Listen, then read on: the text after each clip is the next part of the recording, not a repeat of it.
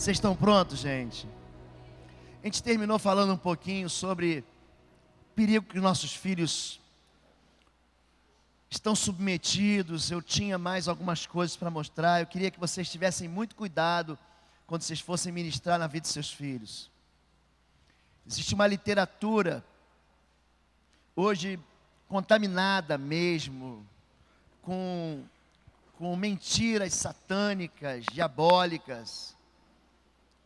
Eu tive uma experiência, eu estava contando para a liderança, de uma menina que se envolveu e romantizou e acabou fazendo uma aliança com o espírito imundo, uma aliança de sangue, para pedir para ser como um personagem de uma saga que fez sucesso há uns anos atrás, que ainda hoje passa na televisão, que é Crepúsculo.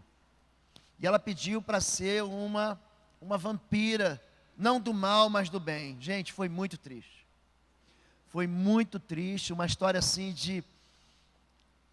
eu vou aqui reduzir ao máximo e resumir ao máximo, mas no final das contas, ela fez uma aliança, ela ouvia vozes, ela passou a ver o mundo espiritual, ela tinha uma percepção dos demônios, coisas que uma pessoa normal não vê, ela via.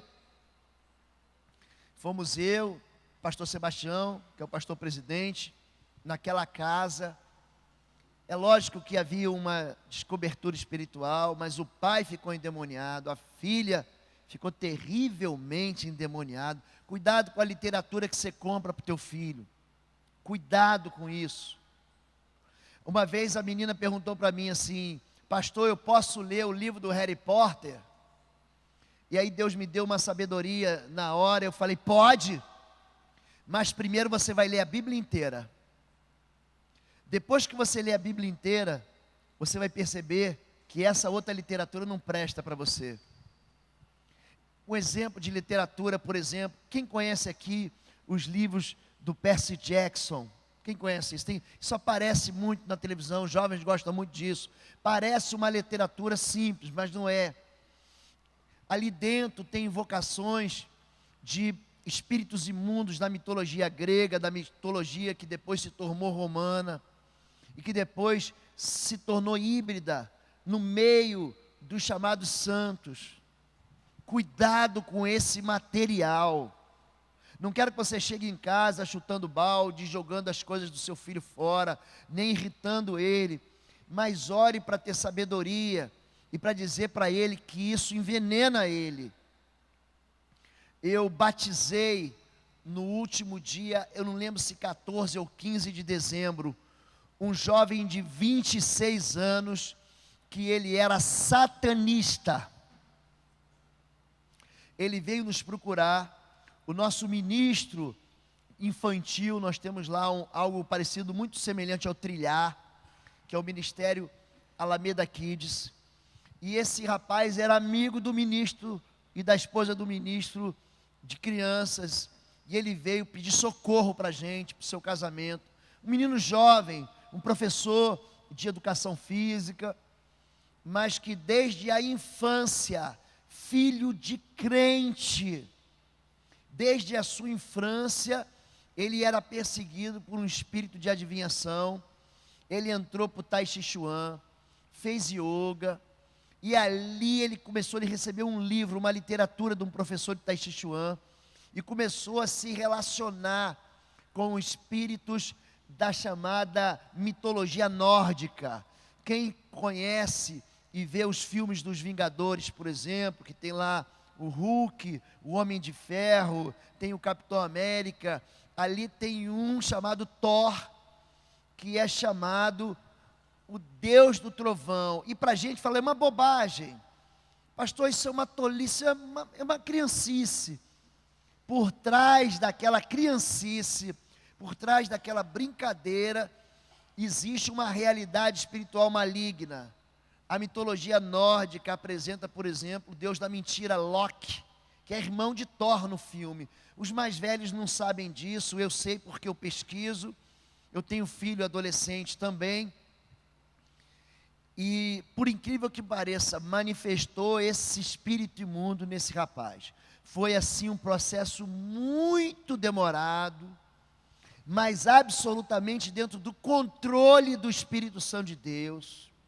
Havia assim algumas manifestações que aparentemente as pessoas teriam como violentas, mas tudo debaixo do poder e da autoridade de Deus. Esse moço foi sendo liberto desses envolvimentos com o satanismo. Ele trabalhou com as 7 linhas da Umbanda, do Candomblé, da Quimbanda. Ele se envolveu terrivelmente com derramamento de sangue de animais. Então foi uma história muito triste. Como é que esse menino, que devia estar na igreja, se afastou tanto, pegou assim uma vertente tão distante do centro da Bíblia? Por quê? Por causa de alguma literatura que ele acabou lendo. Então, mamãe, olha para mim, papai, se o seu filho pedir um livro desses, diga não. Você sabe dizer não? Sabe dizer não? Então repita comigo: não. Filhinho, eu te amo. Filhinho, eu te amo. Esse eu não vou te dar. Não vou te dar. Acabou. Você tem que aprender a exercer autoridade em amor. Não precisa gritar, não precisa ser estúpido, não precisa ser violento. Não vou dar. Ele vai bater pé, fazer beicinho, gritar. Passa o vídeo, por favor, que eu pedi para passar. Se você puder abaixar essa luz aqui. A indústria dos games, ela arrecada bilhões. Ela arrecada bilhões de... Para aí, dá um clique aí, para aí, por favor. Para aí. Dá um pause, olha só. Sangue e crueldade, violência intensa, nudez, linguagem pesada, conteúdo sexual pesado e uso de álcool. Esses videogames, eu não estou dizendo que videogame é do diabo, que televisão é diabo, eu não estou dizendo isso. Eu estou dizendo que existem alguns tipos de brincadeiras que não devem entrar na nossa casa. Agora pode dar o clique aí e começar. Esse videogame ganhou todos os prêmios no lançamento.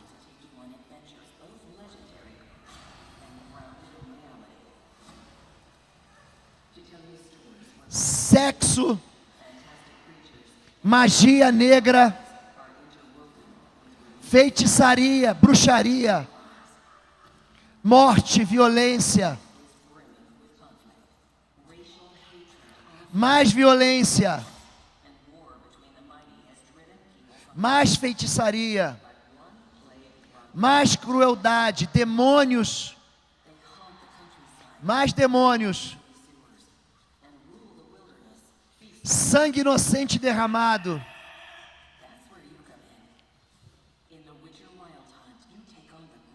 Invocação de espírito imundo. Invocação de espírito de morte. Bruxaria. Perversão. Assassinato. Escolhas malignas. Convite de RPG para beber. O garoto escolhe beber ou matar.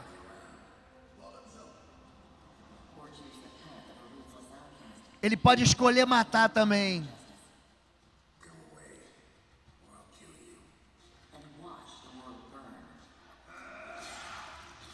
Olha o nível da violência.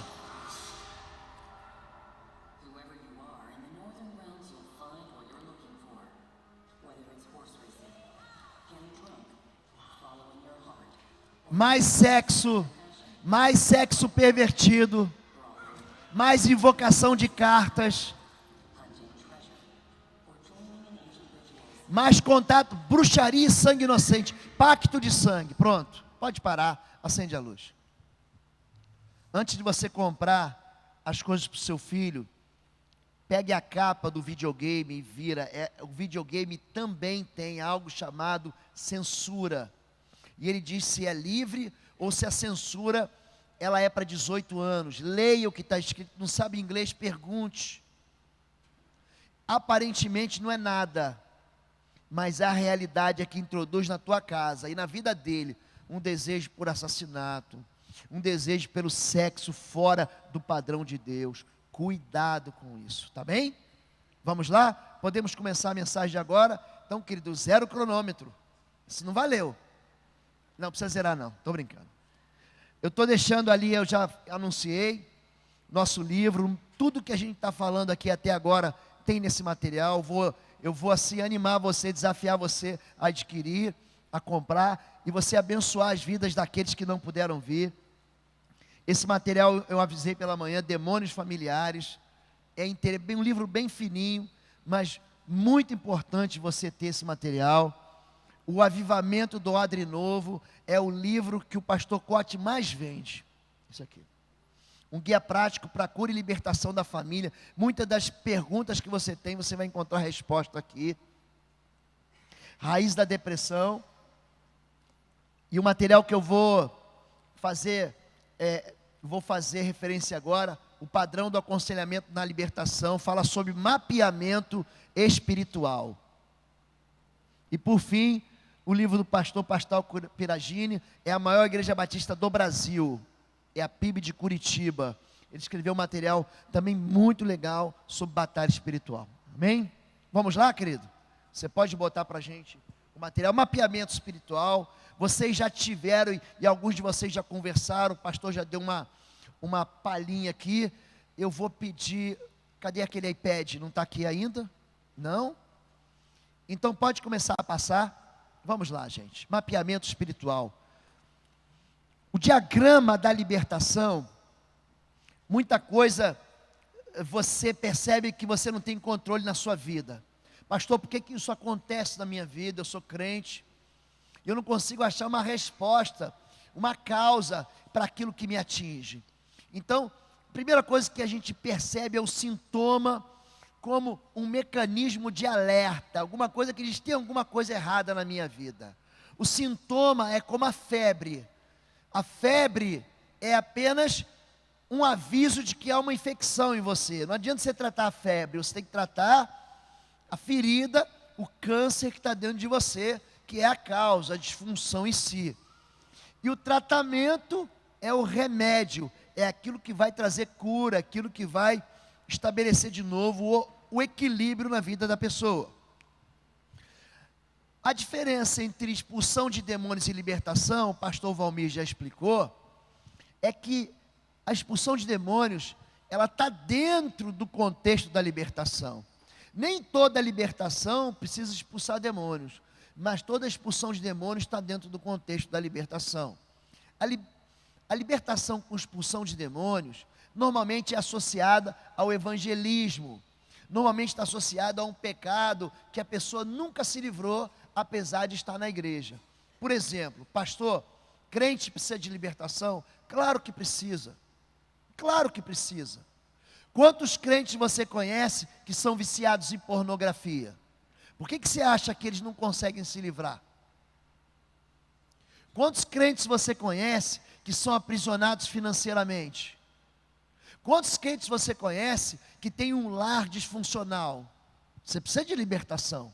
Isso não significa que existe uma atuação demoníaca, mas significa que a tua vida está aprisionada no pecado. Amém até aqui? Como é que a pessoa impede uma libertação?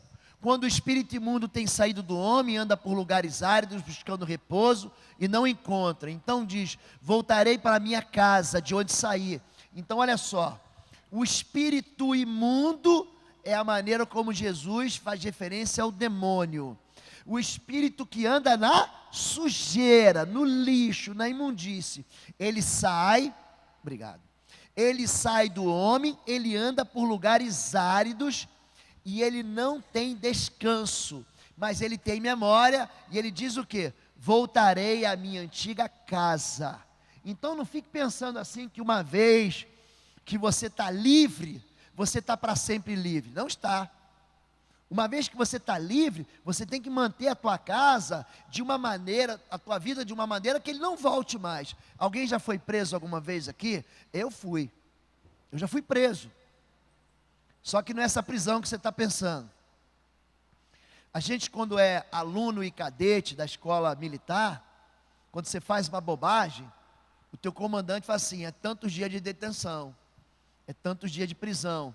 É uma prisão disciplinar, não é prisão de justiça. E eu, muito menino, muito garoto, entrei com 14 anos. Então você imagina, com 14 anos, junto com mais 250 alunos de 14, 15 anos, você imagina o que é ter um adolescente na sua casa. Imagina 250 juntos. E ali eu fiz umas besteiras, umas bobagens. Hoje eu dou risada. Por exemplo, eu tomei 4 dias de detenção porque eu estava com o cabelo grande. Cadê meu cabelo hoje? Falei, mas isso aqui faz parte do meu orgulho. Cabelo grande. Mas hoje eu já não tenho mais. Mas dentro da doutrina militar você não pode ter o cabelo grande. E eu me lembro da última vez que eu entrei dentro do xadrez, que foi justamente porque eu queria namorar a Fabíola. E eu criei assim uma alternativa para poder sair para namorar. E na verdade essa alternativa não era uma alternativa legal. O meu comandante me chamou: como você saiu durante a semana, no final de semana você vai ficar aqui. E eu me lembro que eu voltei assim, olhei para aquele xadrez e falei: eu nunca mais volto para cá. E aí a partir daí eu andei tão certinho, porque eu queria tanto namorar, que eu nunca mais fui preso. Você entende isso? O espírito imundo, ele sai do homem, ele anda por lugares áridos, ele busca repouso, mas não encontra. Então ele se lembra da última casa, ele se lembra, ele tem o teu CEP, ele tem um GPS que ele marcou a você, e ele fala: voltarei à minha casa de onde saí. E voltando, ele acha ela desocupada, varrida e adornada. Essas palavras são interessantes. Desocupada. Você liberta a pessoa. Se a pessoa não traz para dentro do seu coração Jesus, ela continua refém, ela continua alvo, ela continua sendo fragilizada para aquele mesmo pecado, para aquele mesmo demônio voltar para ela. Varrida, ela está limpa, mas o espírito é imundo. Ele não fica em lugar limpo. Ele está preparado, adornado, é preparado para receber alguém. Então vai e leva consigo outros 7 espíritos piores do que ele, entrando ali e entrando habito ali, são os últimos atos desse homem piores do que os primeiros. Você já viu gente que vem para a igreja, aí se converte, é uma bênção, começa a caminhar, aí daqui a pouco se desvia e fica pior do que quando era antes. Já viu isso, gente? Pastor, meu filho foi na igreja e depois ele ficou pior do que era. Já ouviram isso? Isso é comum, gente. Por quê? Porque o processo de libertação, ele tem que ser algo que não pode parar. Se você apenas libertar a mão da pessoa, ele vai achar que está livre, porque ele estava todo amarrado. Mas você tem que soltar os pés, tem que soltar a outra mão, tem que soltar a vida inteira da pessoa. O processo é um processo que é ininterrupto. Se o homem abandonar Deus, aquele mesmo espírito imundo volta. Os espíritos, eles são familiares. É muito interessante. Eu e Fabíola fomos no enterro. Eu vi isso. Fomos no enterro de uma vovozinha. Essa vovozinha misturava a vida dela com uma série de ocultismo, invocava espíritos de ocultismo. Na hora que essa velhinha foi sepultada, que o caixão dela tocou no chão, aqueles espíritos imundos vão buscar lugar aonde? Dentro da própria família. Aqueles espíritos imundos entraram na vida de um menininho de 2 anos de idade. Eles vão buscar lugar na família. Olha, o fulano é igualzinho o papai, igualzinho o vovô, era igual. Fazia as mesmas bobagens, fazia as mesmas falcatruas. Presta atenção nisso. Você tem que perceber e ser inteligente o suficiente para discernir uma perseguição espiritual dentro da sua vida, dentro da sua casa. Quem é que impede a libertação? Presta atenção. pessoas não crentes. Por que que não se faz libertação com pessoa não crente? Porque você vai expulsar um demônio e vão voltar 7. É uma crueldade, gente. É uma maldade. Então o primeiro passo é trazer a pessoa para Jesus. É o primeiro passo. Segundo lugar, o que que impede? Pessoas descomprometidas com o evangelho. É gente que chega na igreja, pastor, ora por mim, você ora por ele, abençoa ele, ele sai daqui hoje à noite e vai pular carnaval. Pessoas que se recusam a ser batizadas. O batismo, gente, é um símbolo daquilo que aconteceu aqui dentro. Eu morri para o mundo, eu nasci para Jesus. É um mandamento. Você tem dentro da visão bíblica duas ordenanças: é a ceia do Senhor e o batismo. Gente que não quer ser batizada é gente que resiste ao mandamento de Deus. Pessoas que não têm igreja, ele não congrega. Eu sou de Jesus, mas eu não gosto da igreja. Eu sou de Jesus, mas eu acho que a igreja é um sofisma na cabeça dele. É uma mentira que ele conta embrulhada num monte de aparentes, num monte de pequenas verdades, mas que é uma grande mentira. Igreja, gente, é lugar de gente, não é lugar de anjo. A gente se belisca dentro da igreja, alguns se mordem, mas é aqui na igreja que Deus ordena a vida e a bênção para sempre. Gente que não para ir à igreja, é gente que não consegue ser liberta. Pessoas que recusam a perdoar de coração, pessoas que mentem. Você vai fazer a libertação, ele não traz a verdade, porque ele não confia em você. E pessoas amaziadas ou que namoram em julgo desigual. Esse grupo de pessoas são pessoas que nós não conseguimos ter vitória na libertação. Nós não conseguimos. E aí você tem que lidar com a memória ferida da pessoa. Esse texto de Lucas 13 é muito interessante, que diz assim: eis que estava ali uma mulher que tinha um espírito de enfermidade. Olha aqui, presta atenção no texto, gente. Havia uma mulher, vamos ver quem é essa mulher, ela tinha, é posse, um espírito de enfermidade, havia já 18 anos, andava curvada, não podia de modo algum endireitar-se, e vendo a Jesus, chamou a si e disse: mulher, estás livre da tua enfermidade, pôs as mãos sobre ela, logo se endireitou e glorificava a Deus. E aí há uma discussão sobre o sábado, e ele responde: não convia soltar desta prisão, no dia de sábado, esta filha de Abraão, a qual há 18 anos Satanás tinha presa. Gente, crente fica preso. Crente fica preso no pecado do passado. Essa mulher era filha de Abraão. Você pode pegar os comentários Champlin, os comentários Matthew Henry, o comentário Vida Nova, o comentário Vida, todos eles vão dizer que essa mulher era crente. Ela estava na sinagoga, ela estava buscando a Deus, ela não era uma moça que estava desviada do evangelho, ela estava 18 anos presa por um espírito de enfermidade, que mantinha ela encurvada, que mantinha ela aprisionada. Alguma coisa aconteceu lá há 18 anos, alguma coisa aconteceu lá atrás. Jesus sabia, Jesus diagnostica, Jesus ele mapeia, Jesus cura ela, e depois ele diz: Satanás mantinha presa ela 18 anos. Crente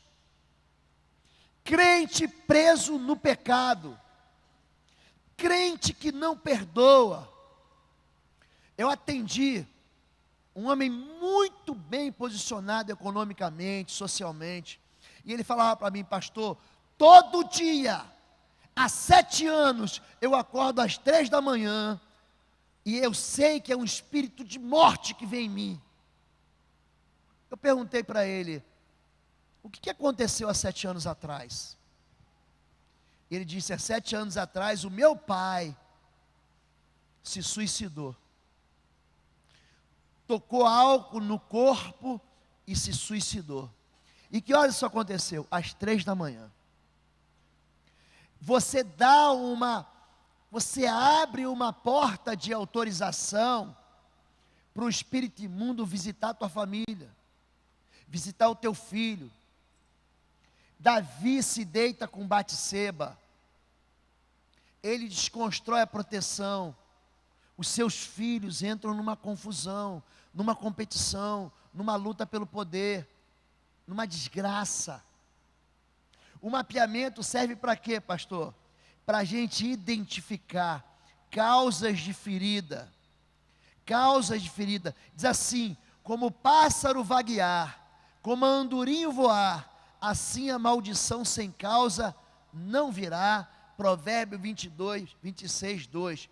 A maldição, gente, não é uma coisa ruim. Entenda, a palavra é ruim. A palavra ela é usada num contexto ruim. Mas a maldição, ela vem no princípio como um alerta. Existe uma causa para o mal que está te tocando. Pastor, eu não sei o que eu fiz. E é isso que nós vamos identificar. Sintomas de maldição, sintomas de que algo vai mal na sua vida. Diagnosticar o que, gente? Memória ferida por culpas, vergonhas, abusos e traumas encobertos, pecados ocultos, iniquidades e feridas familiares, quebras de alianças, crises familiares. Você busca diagnosticar o que está aqui. A maldição nada mais é do que uma repetição de sintomas, assim como a bênção também é. E será que, se ouvires a voz do Senhor teu Deus, tendo cuidado de guardar todos os seus mandamentos, que hoje te ordeno, o Senhor teu Deus te exaltará sobre todas as nações da terra. Tem a ver com obediência à palavra de Deus. Todas essas bênçãos virão sobre ti e te alcançarão, quando ouvires a voz do Senhor teu Deus. O Senhor mandará que a bênção esteja contigo nos teus celeiros, em tudo que puseres a mão, e te abençoará na terra que o Senhor teu Deus, na terra que te der o Senhor teu Deus. Já viu gente, eu falei ontem aqui, que tudo dá certo na vida dele? Já viu isso? Sabe o que tem por trás disso? Obediência. Obediência. Pastor, e se eu ignorar o princípio? Deus vai te chamar, Deus vai te avisar. Repetição de sintomas. Será, porém, que se não deres ouvidos à voz do Senhor teu Deus, para não cuidares em cumprir todos os seus mandamentos, seus estatutos que eu te ordeno, então virão sobre ti todas essas maldições e te alcançarão. A turma que faz teologia vai perguntar: mas pastor, Gálatas 3,13 diz que Jesus nos resgatou da maldição da lei. Falou mesmo. Você quer ver uma coisa interessante? Por que a mulher sente dores de parto desse jeito? Me parece que havia dores de parto no princípio.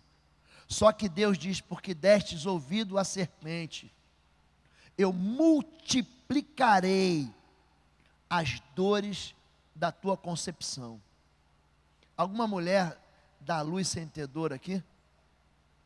Algum homem consegue se sustentar sem o suor do seu rosto? Maldita é a terra, dela nascerá espinhos e ervas daninhas, cardos e abrolhos. Maldita é a terra. A maldição tem fim, pastor? Tem, na obediência. A bênção pode vir para minha casa? Sim, na obediência. Como é que eu atraio o favor de Deus para mim? Ficando debaixo da cobertura de Deus. Deus diz assim, Ele coloca limites para mim. Não mate, não roube, pague os seus salários, os salários dos seus empregados em dia, mantenha a sua vida e a sua aliança em santidade, honre teu pai e tua mãe. Ele está me protegendo. E aqui, diante desse local, aqui vocês estão vendo um tapete vermelho. Enquanto eu ando aqui, eu vivo seguro. A partir do momento em que eu desobedeço, eu sou alvo, eu sou vítima de um espírito imundo que vai me atacar, que vai atacar minha família. Ele vai me oferecer algo que aparentemente é prazeroso, mas que vai destruir a minha história. Então, quando se fala sobre o papel de maldição, o papel é só alertar, gente. A maldição não é ruim. A febre é ruim? Febre é ruim? Não é. A febre é boa, te avisa, tem algo errado. Se a gente não tivesse febre, como é que a gente ia identificar, por exemplo, uma infecção no ouvido ou na garganta do nosso filho? A febre me dá a oportunidade de eu tratar o que está disfuncional, para eu tratar a enfermidade. Sintomas de maldição, vamos lá. Fracasso crônico associado à história de suicídios, ira incontida associada à história de homicídios e crimes na família, transferência familiar de comportamentos e vícios. Papai, vovô bebia, papai bebia, o filho bebia, o neto bebe, o bisnetinho já está tomando cachaça. Há um comportamento que se repete na história familiar. Eu tratei de um caso bem específico. Uma pessoa vinha de uma família em que todos os homens, eles não passam dos 35 anos de idade e morrem. Todos eles. E você tem que buscar, mas Deus, o Senhor é bom. Aonde que existe aqui um espaço para que esse espírito de morte atinja a vida dessas pessoas? E você busca nas escrituras sagradas resposta para aquilo. Por exemplo, os filhos de Eli, eram um sacerdote, eles desprezam e roubam a oferta do Senhor. Essa turma de pastores, de bispos, que usam da sua autoridade espiritual para roubar o povo, e você está me ouvindo, você que está me ouvindo, você sabe o que você está fazendo? Deus diz, porque você profanou as minhas ofertas, os teus filhos morrerão, e não haverá, depois da sua descendência, quem mendigue o pão. Isso traz sobre a vida das pessoas a quebra da honestidade sacerdotal, gente. Isso traz sobre a descendência de Eli morte. Rofini e Finés morrem. O último homem da descendência de Eli é Abiatar. E você fala, mas é um valente do lado de Davi. É, mas recebe a herança de uma maldição de um pai que desprezou o Senhor. Desprezou o Senhor. Eu sei quanto custa ser honesto nas finanças. Eu sei quanto custa ser dizimista. Eu sei quanto custa ser ofertante. Sabe por quê? Porque dói no meu bolso. Agora, quando eu venho aqui, eu estou entregando para o Senhor. E se quem usa esse recurso aqui, não usa com transparência, não usa com honestidade, não usa de uma maneira lícita, amigo, desculpa a expressão, ele está frito na farinha, porque Deus não deixa isso barato. Amém até aqui, gente? Quadro familiar crônico de mortes prematuras, viuvez e perda de filhos. Toda viuvez é isso, toda morte prematura é isso? Não. Mas quando isso se repete na vida da pessoa, a gente tem que investigar. Cadeias pecaminosas de caráter hereditário, pecados que se repetem hereditariamente, famílias onde todas as esposas, todas as mulheres são abandonadas, são separadas. Existe uma quebra de aliança que veio lá de trás. Famílias onde os homens não se comportam lealmente às suas famílias, de desonra. Enfermidades repetidas ou crônicas, sem diagnóstico médico claro, experiencialmente se são de caráter hereditário, esterilidade crônica, quadros de desintegração familiar, insuficiência econômica contínua, situação crônica de perdas repentinas, acidentes, cirurgias frequentes e problemas anormais e desvios na área sexual. Essas repetições de sintomas, elas querem trazer a gente para um lugar de entendimento. E será que sobrevindo-te todas essas coisas, a bênção ou a maldição que tenho posto diante de ti? Quem está falando aqui, gente? Deus. Eu estou botando sintoma. Tua vida está indo bem o tempo todo, não significa que você não vai passar uma prova, querido. Não significa que você não vai passar pela cruz. Eu não prego o evangelho de prosperidade. Eu tenho horror a isso. Horror. Mas eu estou dizendo, se tudo dá errado na sua vida, o tempo todo, toda hora, existe uma percepção do espírito de morte sobre você. Tratei de um homem que no culto caiu terrivelmente endemoniado, levei ele para o gabinete, e ele contou para mim: pastor, quando eu tinha 3 anos, a minha mãe me botou em cima de um tronco, para lançar o machado e me matar. Ela queria me matar, ela tentou me abortar. A minha avó me tomou da minha mãe, segurou a minha mãe, me levou para me criar. Quer dizer, ele já houve uma tentativa de aborto. Depois a própria mãe vai matar o garoto. A avó salva ele. Ele vai morar com a avó, com 6 anos ele volta para brincar um fim de semana com os irmãos. A irmã dele pega uma garrucha, guardada do pai, e dá um tiro brincando na cara do menino. Entrou aqui no nariz, ele tem a cicatriz, e parou aqui no cérebro do rapaz. Ele sofre 1, 2, 3 acidentes, em que ele para na UTI e fica entre a vida e a morte. E aí, na hora de eu tratar aquilo, manifesta um espírito de morte. Gente, você tem que entender que isso é uma realidade. Existe um pecado da autoridade por trás disso. Um rapaz que nunca frequentou, que nunca buscou magia, feitiçaria. Por que isso está acontecendo na vida do rapaz? De onde que está vindo isso? Escute o que eu vou falar agora. Essas pessoas são vítimas. Vítimas. A gente precisa socorrer elas. Elas estão dentro da sua casa. O mapeamento serve para a gente investigar a razão dessa repetição de sintomas, bênção e maldição que tenho posto diante de ti, te recordares delas, entre todas as nações para onde te lançar o Senhor teu Deus, te converteres ao Senhor teu Deus, deres ouvidos à sua voz, conforme tudo que eu te ordeno, tu e teus filhos, é a família, com todo o teu coração, com toda a tua alma, então o Senhor teu Deus te fará voltar do teu cativeiro, e te compadecerá de ti. Deus tira a gente de cativeiro. Obediência é a chave para isso. Causas de herança maldita. Número 1, iniquidade dos pais. Os céus e a terra tomam hoje por testemunha contra vós, que tenho proposto a vida e a morte, a bênção e a maldição. Escolhe, pois, a vida para que vivas tu e a tua descendência. Você pode escolher a desobediência ou a obediência. Você pode escolher a vida ou a morte. Você pode escolher a bênção e a maldição. Oi, gente, um rápido intervalo. Você que ainda não é membro, seja membro do canal para nos abençoar.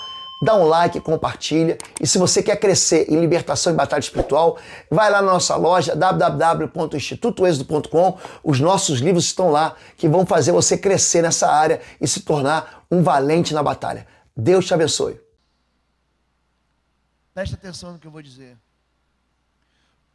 O diabo é um acusador extremamente experiente. Ele é um promotor, ele não está vindo com umas acusações assim, meia sem nexo. Ele vem com provas concretas contra você, para te acusar, para te condenar. Ele levou provas de Adão, tirou Adão do paraíso, tirou Adão da presença de Deus. Não brinque com isso. As heranças dos nossos pais, a gente tem que amar o nosso pai, querido. Só que nós temos que reconhecer que portas foram abertas sobre a nossa vida e que trouxeram sobre nós sofrimento. E é necessário rejeitar isso. É necessário você confessar esses pecados. É necessário você romper com o pecado. Meu pai fumou a vida inteira. E eu vivo num tempo em que não tinha, por exemplo, controle remoto. Sabe como era o controle remoto lá em casa? Sabe como é que é? Você tinha que levantar o botão e apertar. Aí, às vezes, meu pai estava lá sentado e falava assim: Marcelo, Marcos, Júnior, Beto, Muda o canal de televisão. Ah, pai, estou cansado. Ele pegava o chinelo e pá! Tacava no. Pode deixar que eu... Esse era o controle remoto. A chinelada. Você ia lá e tocava. Papai fumava. Ele chegava em casa cansado. E aí ele sentava e falava assim, não tinha isqueiro. Vocês lembram do Magic Click? Vocês não sabem o que é isso.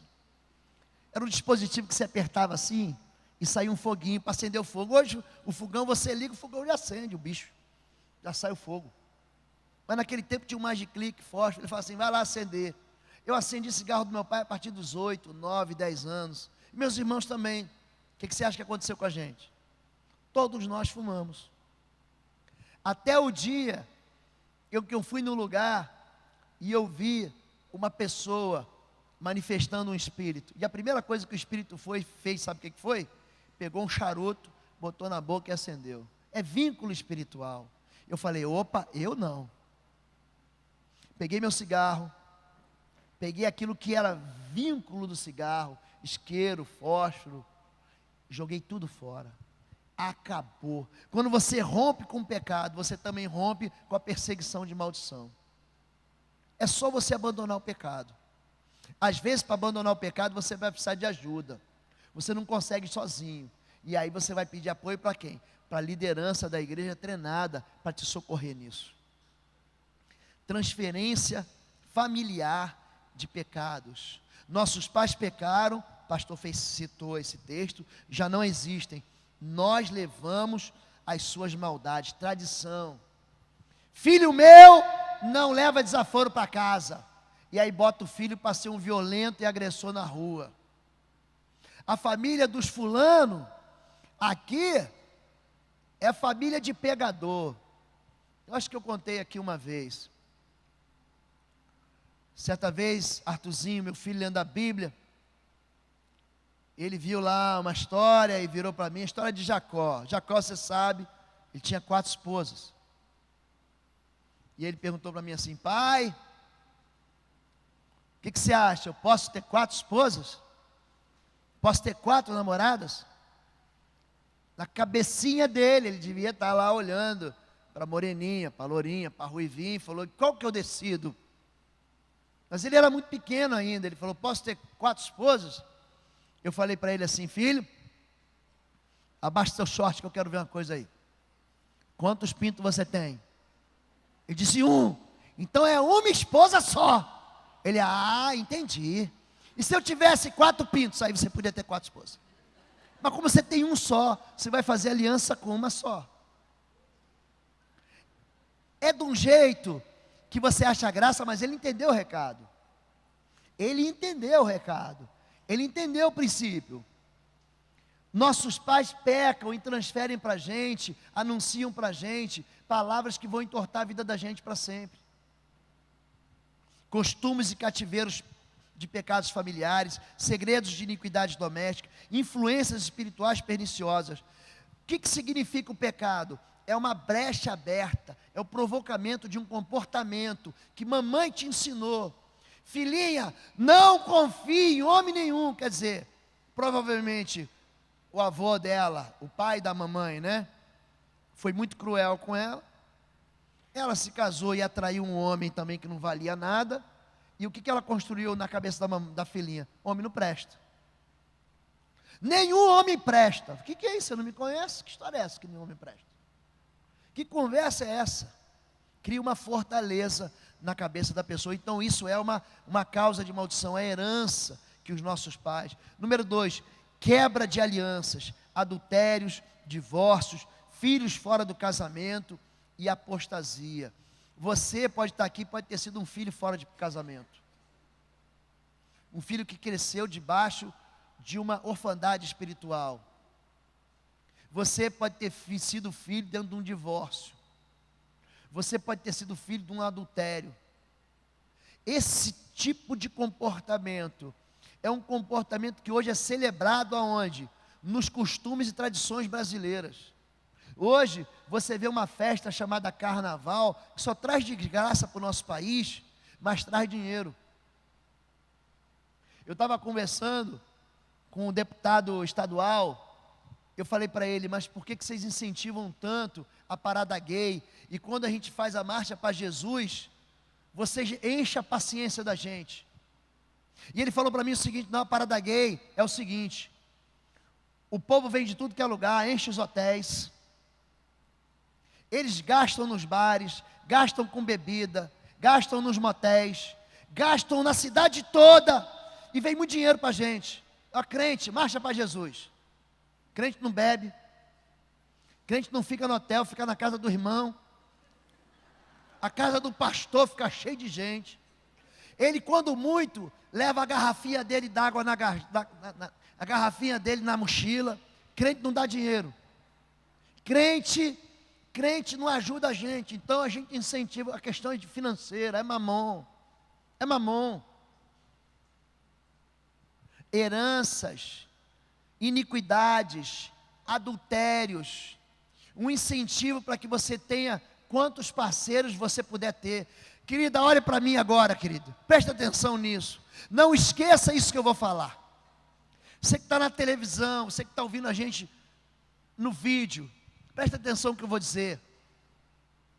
Quanto mais parceiros sexuais você tiver, mais solitário você vai ser. Há um incentivo, busque o prazer. Tenha orgasmos. Aproveite a vida que é curta, escute.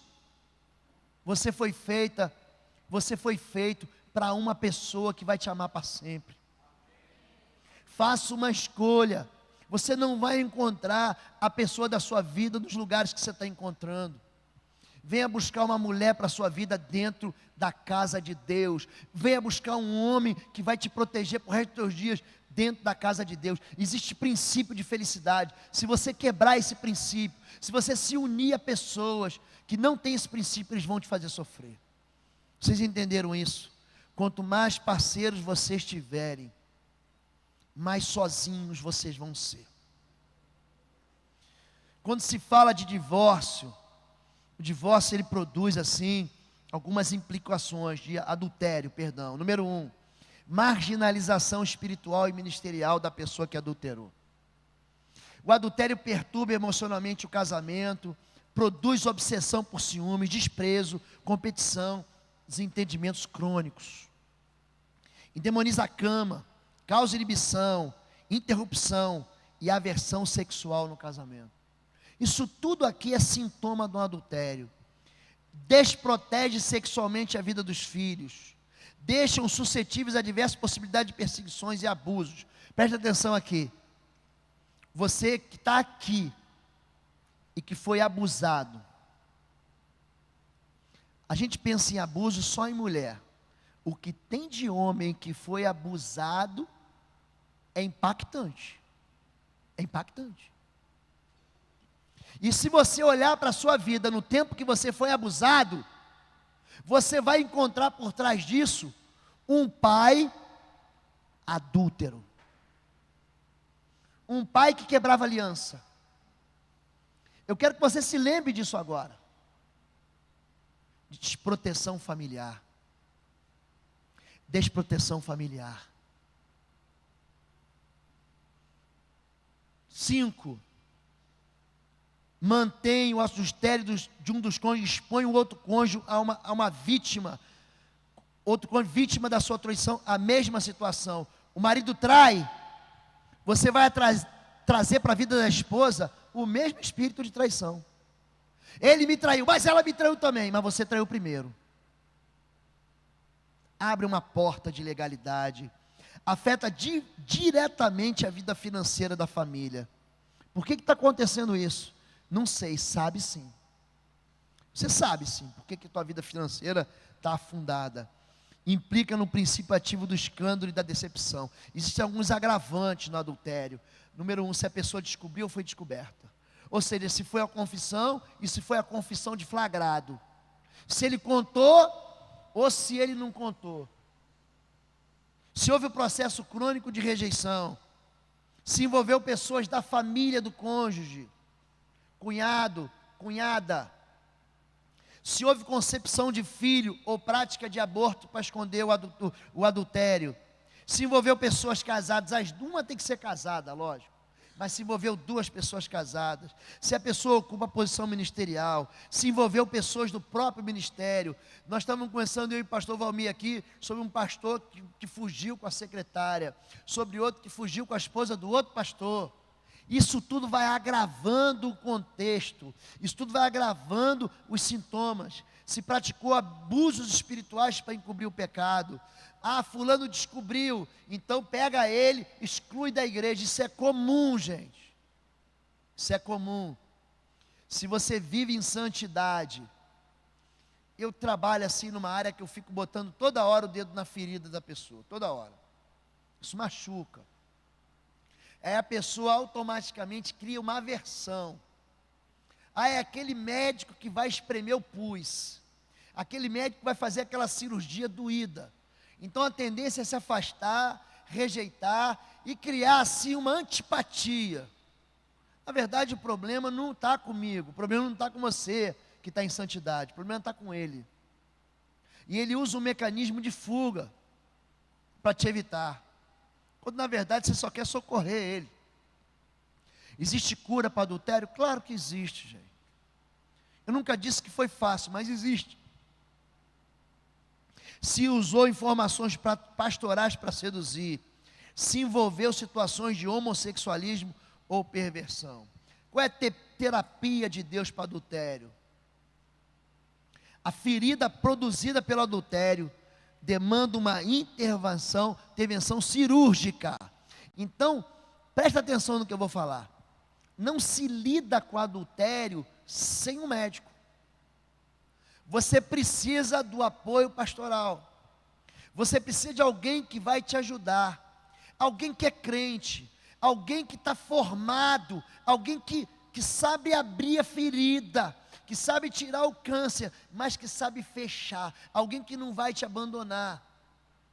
É um processo dolorido, mas é um processo que tem cura. Oséias capítulo 6, do verso 1 ao verso 3, ele diz que Deus, ele abre a ferida, mas é um Deus que fecha a ferida. O adultério, pastor, é motivo para divórcio? Não. Mas eu não conheço ninguém que tinha um casamento, que passou por uma tristeza dessa, que não confessou o pecado para o seu pastor, que não foi tratado, que não restaurou. Olha o que eu vou dizer agora, mulher e homem. Eu tratei de mulheres que adulteraram, eu e Fabíola, e de homens que adulteraram.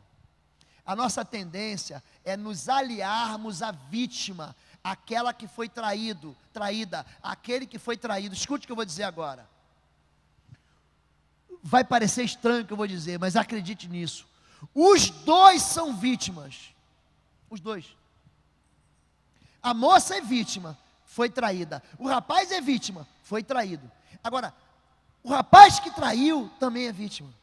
A moça que traiu, gente, há uma dor emocional no coração do homem que traiu, do homem que é crente, do homem que um dia viajou, que foi para distante, que se envolveu no escuro da escuridão, na penumbra. Há uma dor, há um peso nele terrível. Ele não consegue crescer ministerialmente, ele é desautorizado espiritualmente. Você precisa ter misericórdia, querido. Você está me vendo hoje aqui. Procura socorro com alguém que não vai te expor. Sempre, sempre, sempre a pessoa deve falar. Eu tenho um amigo, chama Pastor Cote, ele trabalha muito. Tem um livro muito bacana que eu trouxe que fala sobre isso. Chama A Face Oculta do Amor, desvendando o espírito de sensualidade. E ele conta sobre confissão de pecados. Você conhece tua esposa, querido, você conhece teu marido. Deixa Deus levar você, deixa Deus conduzir você nesse processo. Converse com o seu pastor. Quando a pessoa vem trazer para mim uma dor, quando ela vem trazer para mim o pecado, quando ela vem trazer para mim a sua iniquidade, gente, eu vou morrer, mas ninguém vai saber. Ninguém vai saber. A fofoca é o suicídio da confiança e do aconselhamento. Você vai aconselhar a pessoa te falou, Isso é segredo de gabinete pastoral. Isso é segredo de líder de pequeno grupo. Isso não pode sair da sua vida. Ele confiou em você. Se você contar, você vai estar traindo ele. Vai vir outra traição sobre a vida da pessoa. Você trata a vítima que traiu. Você trata a vítima que foi traída. Quais são os processos dolorosos desse procedimento? Não tem como resolver ou confessar adultério sem que o cônjuge traído e o próprio casamento sofram uma profunda ferida. Ninguém nunca está teoricamente preparado para ouvir uma confissão como essa. Por mais dolorosa que seja, essa é a ferida do médico, é aquele bisturi que entra, é a ferida da cruz. E se existe alguma possibilidade de salvar o casamento, é aqui, ó. É aqui. Começa com uma confissão sincera, um compromisso, nunca mais fazer isso. Olha para mim aqui. Perdão não é para todo mundo. Perdão é para quem pede perdão. Perdão é para quem se arrepende e diz: eu não vou fazer mais. Eu não vou entrar de novo nesse xadrez. Eu não vou entrar de novo nessa jaula, nessa cadeia. Eu não vou fazer mais isso. O perdão, gente, é para quem perdoa. Você ficou zangado comigo, aí você vem e me dá um tapa, pá! E eu não fiz nada contra você. Você me bateu. Você estava irritado, com a cabeça quente. Você encontrou lá numa situação, você estava com a cabeça fervendo e veio, descontou em mim e me bateu. Daqui uma semana você volta e diz: pastor, eu estava com a cabeça quente, o senhor me perdoa? Eu digo: eu te perdoo, mas você nunca mais vai bater na minha cara. Não está bem, pastor. Aí a restauração. Agora, essa história de cai, levanta, cai, levanta, cai, levanta, cai, levanta, aí não tem perdão. Arrependimento é mudança de vida. Você tem que ver a desgraça que você está cometendo. Você está atraindo sobre a sua casa. Pode vir aí um processo doloroso de perdoar a pessoa com quem o cônjuge traiu. Você ir lá e perdoar a pessoa que se juntou com o teu cônjuge, aquele rapaz que você confiava, era teu amigo, aquela moça que era tua cunhada, o teu esposo se deitou com a tua cunhada. Esse processo é muito dolorido, mas é um processo que você tem que passar pela cura, para a cura. E por último, o processo mais difícil, que é reconstruir a confiança perdida. Eu vou falar uma coisa para vocês aqui: não é difícil restaurar a ferida do adultério, não é difícil. Sabe o que é difícil? Não é difícil a pessoa perdoar, o marido perdoar, a esposa perdoar. Isso não é difícil. Sabe o que é difícil depois disso? Estabelecer confiança.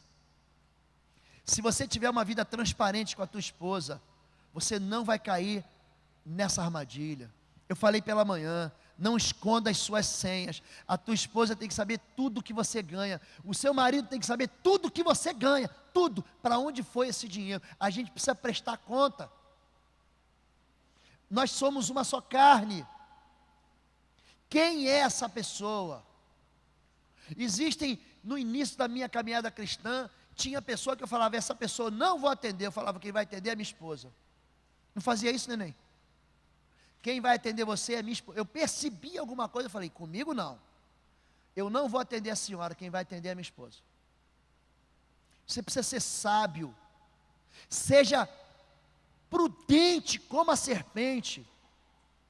Você chega perto da serpente e a serpente se encolhe. E simples como a pomba. Isso é prudência, isso protege. Isso não é sinal de covardia. Ah, esse pastor é um covarde. Não sou, não. Eu sou obediente. Número 3, causa de herança maldita: idolatria. Não farás para ti nenhum ídolo. Eu vou falar um pouquinho sobre isso mais à noite. Nenhuma imagem de qualquer coisa no céu, na terra, nas águas debaixo da terra. Não te prostrará diante deles, nem lhe prestará culto.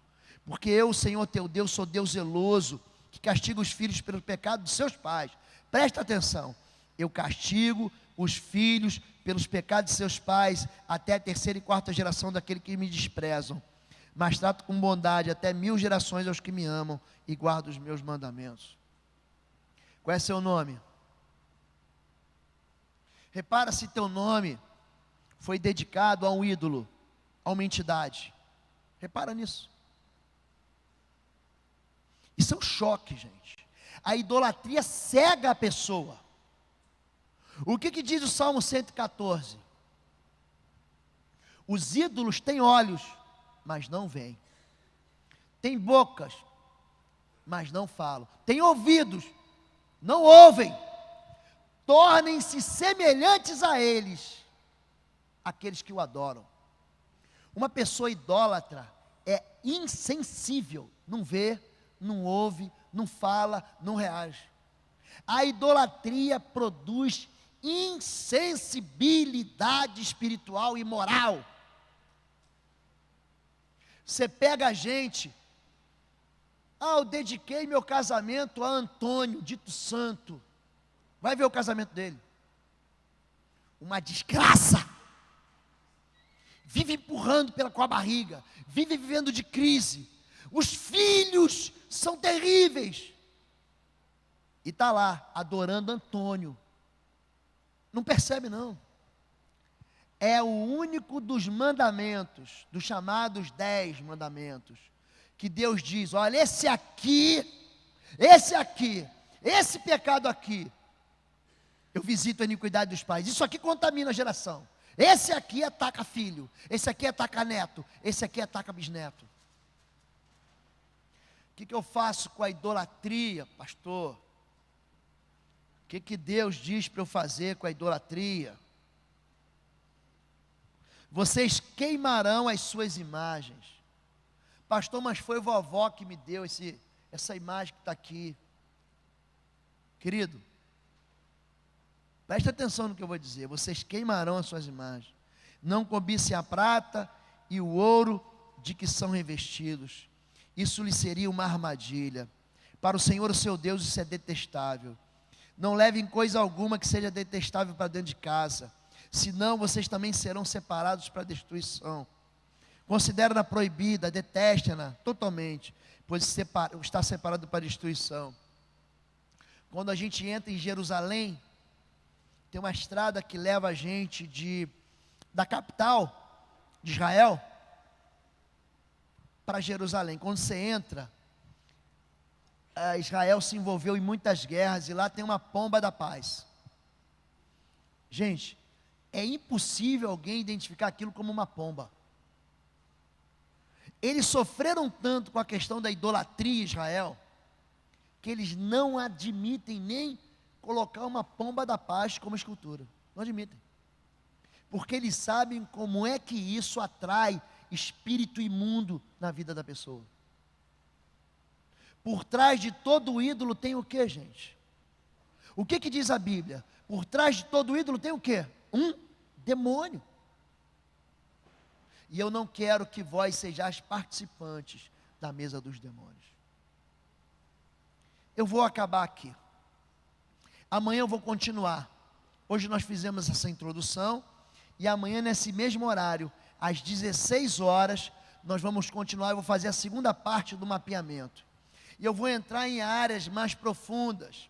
A partir de amanhã, a gente fala sobre rebelião contra a paz, pecado encoberto, falta de perdão, palavras e pragas, envolvimento com feitiçaria, necromancia, tentativas de suicídio, histórias de suicídio e assassinato, sangue inocente derramado, aborto, como é que o aborto atinge você, furtos e roubos, perversão sexual.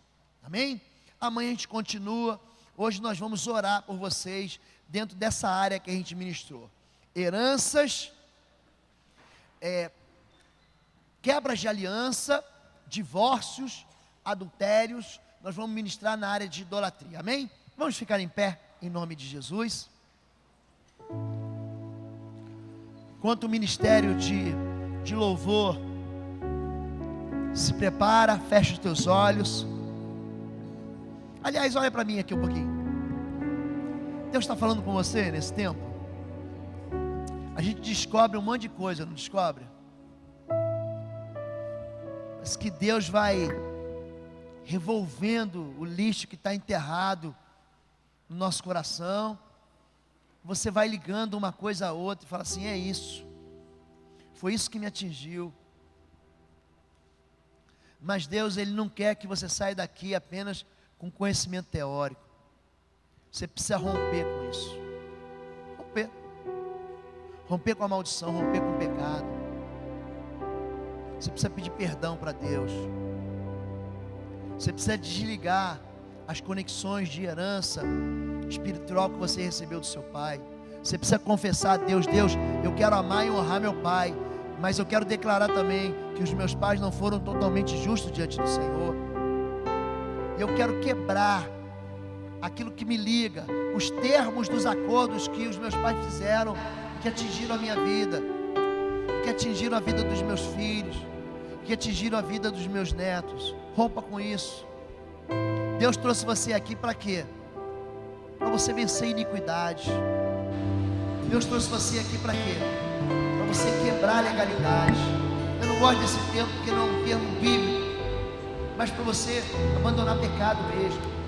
Abandonar pecado. Dizer: agora eu vou andar com Deus. Deus abriu os meus olhos. Amém?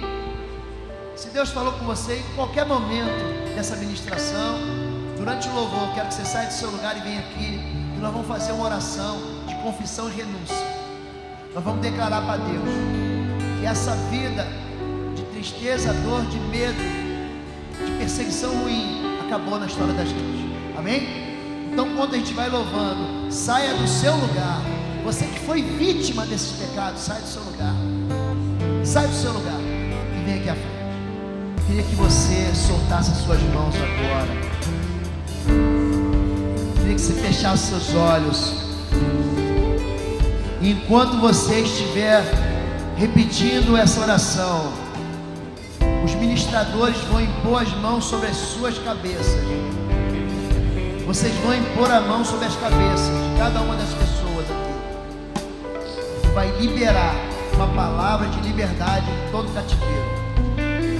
Em nome de Jesus. Ore comigo assim: Pai nosso que estás no céu. Não, você pode fazer melhor. Vamos lá, gente, com vontade. Eu quero que você se desprenda disso agora. Pai nosso que estás no céu, bendito é o teu nome. Eu exalto o teu nome. Eu glorifico o teu nome. E eu confirmo a aliança que eu tenho contigo. Jesus de Nazaré é o meu Senhor, é o meu Deus, e é o único Rei a quem eu sirvo. Em nome de Jesus, eu quero confessar que eu amo os meus pais. Eu quero confessar a honra aos meus pais. Em nome de Jesus Cristo, eu quero declarar também que o Senhor Deus deu mandamentos. Diga: deu mandamentos que os meus pais quebraram, e eles não foram totalmente justos. Portanto, em nome de Jesus, eu me desligo aqui de todas as palavras malditas, todas as pragas lançadas sobre a minha vida. Eu retiro agora, em nome de Jesus, todo espírito de prostituição, de adultério, de roubo, de iniquidade, todo espírito da feitiçaria, da bruxaria, da magia branca, da magia negra, que veio transferido dos meus pais para mim, eu repreendo agora, em nome de Jesus. Eu quebro todos os termos de todas as alianças perversas sobre a minha vida. Em nome de Jesus. Todos os pactos quebrados. Eu peço perdão pelo abandono. E eu perdoo meu pai, porque ele me trocou por outra família. Ele me trocou pela cachaça. Ele me trocou. Ele me abandonou. Mas eu perdoo meu pai agora. Eu perdoo a minha mãe. Eu perdoo a orfandade. Em nome de Jesus Nazaré. Eu me desligo. Diga, eu me desligo das heranças iníquas que eu recebi da parte dos meus pais. Em nome de Jesus. Senhor meu Deus, eu também confesso toda a idolatria. Eu confesso todo o desvio espiritual, a apostasia, a iniquidade, a consagração imunda. Eu rejeito isso na minha vida. Coloque a mão no seu ventre e diga assim: o meu ventre é herança do Senhor. O meu ventre é sementeira de Deus. Os meus filhos e os filhos dos meus filhos estão livres de todas as práticas repugnantes. Estão livres de todas as heranças perversas. Em nome de Jesus de Nazaré. Diga amém. Amém. Fica aí. Fica aí. Presta atenção. Eu quero que você coloque a sua mão sobre a cabeça assim. Todos vocês. Feche.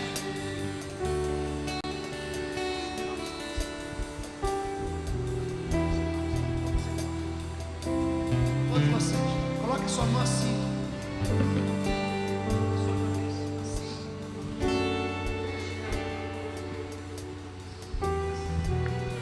Eu vou orar. Feche teus olhos. Em nome de Jesus de Nazaré, com a autoridade que eu recebi do Senhor Jesus e debaixo da autoridade da liderança dessa igreja, em nome de Jesus de Nazaré,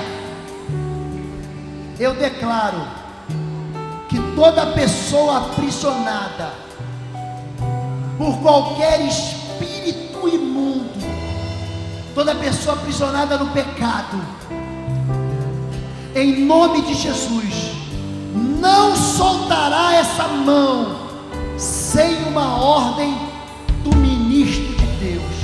Em nome de Jesus, todo espírito imundo que está aprisionando a vida dessas pessoas, em nome de Jesus, eu submeto você agora ao poder do nome de Jesus Cristo de Nazaré, que te venceu na cruz.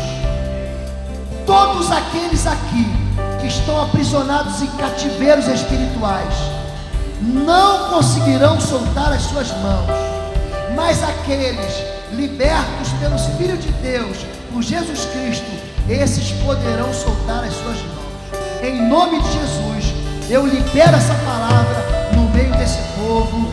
Amém, amém e amém. Pode soltar sua mão agora. Alguém não conseguiu soltar a mão? Alguém não conseguiu soltar a mão? Amém. Amém. Pastor Valmir, abençoa o teu povo. Pai eterno, tudo que os teus filhos fizeram aqui, tudo que eles confessaram, tudo que eles deixaram no teu altar, a tua palavra diz que aquilo que nós ligarmos aqui na terra é ligado nos céus. E nós ligamos, ó Deus, a liberdade dos teus filhos em nome de Jesus Cristo. Pai, que a partir de agora, a liberdade espiritual de entender o seu local e a sua colocação como filho de Deus reine de forma absoluta na vida, no coração e nas ações dos teus filhos. Pai, os teus filhos são servos do Senhor, filhos do Deus Altíssimo, novas criaturas, eles são sal e luz da terra, e nós os colocamos agora, Pai amado, porque eles estão assentados, ó Deus, nos mesmos lugares que o Senhor separou para aqueles que são filhos da luz. Por isso, ó Deus, em nome de Jesus, aqui estão os libertos, os curados, os redimidos pelo sangue do Cordeiro. E é por isso, ó Pai, que a aliança que os teus servos estão renovando com o Senhor é a aliança de liberdade espiritual. Por isso, Pai, em nome de Jesus, que todo principado, toda potestade, todas as hostes infernais da maldade saibam e escutem que hoje é o dia de uma nova história na vida do teu servo, da tua serva, em nome de Jesus. Pai, todo canal que estava obstruído foi restaurado pelo poder do nome de Jesus Cristo. A visitação do mal já não será mais uma realidade, mas o revestimento do teu Espírito é a realidade profética na vida e no coração do teu povo nesta hora, em nome de Jesus Cristo. Senhor, se o sangue do Cordeiro de Deus, que foi aspergido nos parapeitos e umbrais da casa dos israelitas, tragando o poder da morte, agora nesta tarde, em nome de Jesus Cristo, o Cordeiro de Deus repreende o espírito de morte na vida e na casa deste homem e desta mulher, Pai. Todos, ó Senhor, todos os nossos tesouros e tudo aquilo que Jesus conquistou na cruz do Calvário é direito nosso, é nossa herança, e nós tomamos posse nesta hora, em nome de Jesus. E o teu povo diz amém, amém, irmão, em nome de Jesus.